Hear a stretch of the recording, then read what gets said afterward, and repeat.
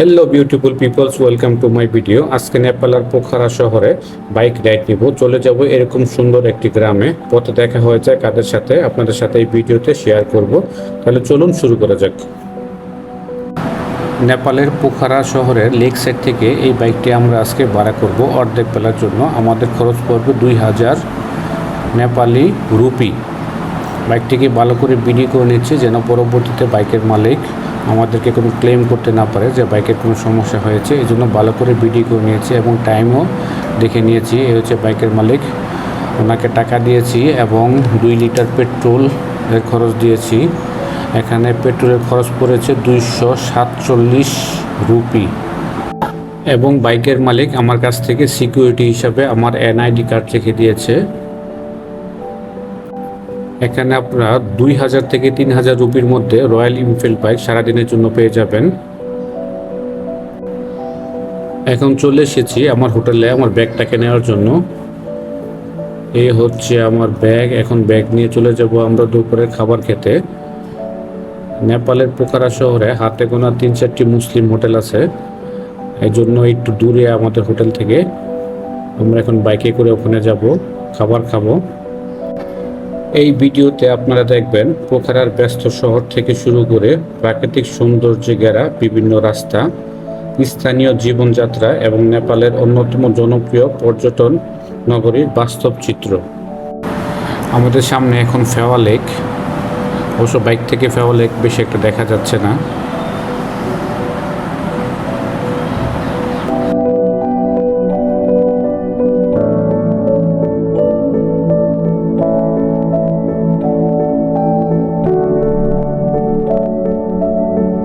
আমরা আমাদের হোটেলের গন্তব্যে চলে এসেছি।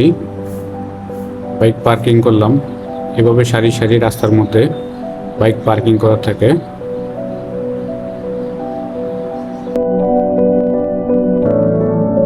দুপুরের খাবার শেষ, এখন রওনা দিব সেই গ্রামের উদ্দেশ্যে।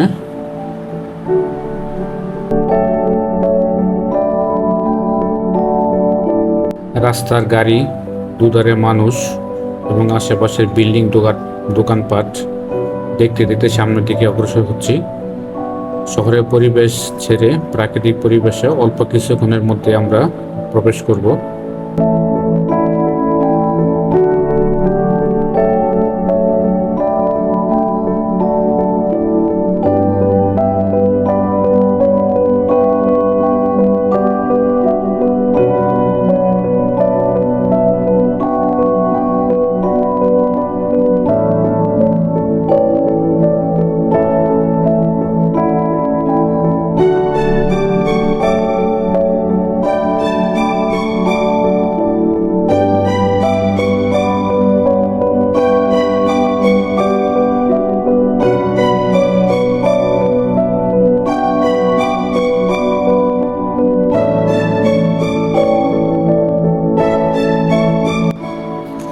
ভিডিওতে আপনারা ফেওয়া লেকের কিছু অংশ দেখতে পাচ্ছেন। এটি হচ্ছে ফেওয়া লেকের যে কোনো একটি সাইড। কোন সাইড সেটি এখন আমরা বলতে পারতেছি না।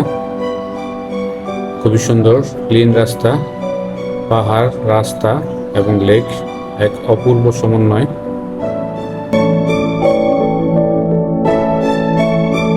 তুলনামূলক একটু খাড়া, আমরা একটু উপর দিকে উঠতেছি।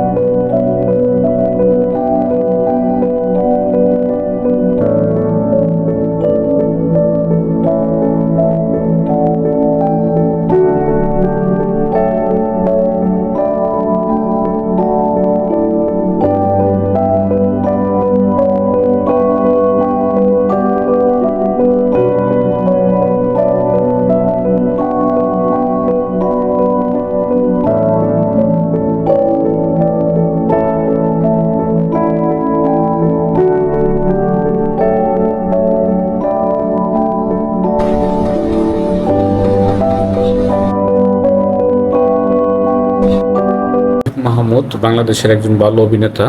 আমার ওনার অভিনয় বেশ ভালো লাগে। উনি এখন নেপালে আছেন ব্যাচেলার পয়েন্টে শুটিং করার জন্য। উনি এবং ওনার টিম, রাস্তায় ওনাদের সাথে দেখা হয়ে গেল, কিন্তু ওনাদের সাথে ছবি তোলার তেমন একটি সুযোগ হয়নি। আমরা দেখতে দেখতে রাস্তার সৌন্দর্য দেখতে দেখতে আমরা অলরেডি গ্রামের পথে চলে আসতেছি। যতই দেখি ততই ভালো লাগতেছে। আমাদের সময় ফুরিয়ে যাচ্ছে, মেমোরি ফুল হয়ে যাচ্ছে, কিন্তু সৌন্দর্য দেখে শেষ করা যাচ্ছে না। আমরা এখন মোটামুটি গ্রামের ভিতরে রাস্তার দিকে চলে এসেছি। গ্রামের রাস্তাগুলো বেশ সুন্দর, শান্ত পরিবেশ। যে কারো ভালো লাগবে এখানে এইভাবে গাড়ি রাইড করতে বা বাইক রাইড করতে। বলতে গেলে অনেকটা বাইকারদের বা যারা লং ড্রাইভ করে তাদের একটা ড্রিম।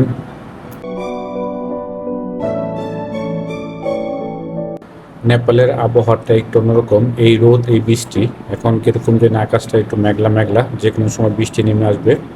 আমরা এখন আর এদিকে বেশি থাকবো না, আমরা এই বৃষ্টিতে ভিজতে চাচ্ছি না। আমরা আপনাদেরকে কিছুক্ষণের মধ্যে ড্রোন শটের মাধ্যমে গ্রামটিকে দেখানোর চেষ্টা করতেছি। অবশ্যই আপনাদের ভালো লাগবে। আর আপনারা এই ভিডিও দেখতে দেখতে আমি বিদায় নিচ্ছি। ইনশাল্লাহ দেখা হবে পরবর্তী ভিডিওতে। ভালো থাকবেন, সুস্থ থাকবেন। Bye bye, tata.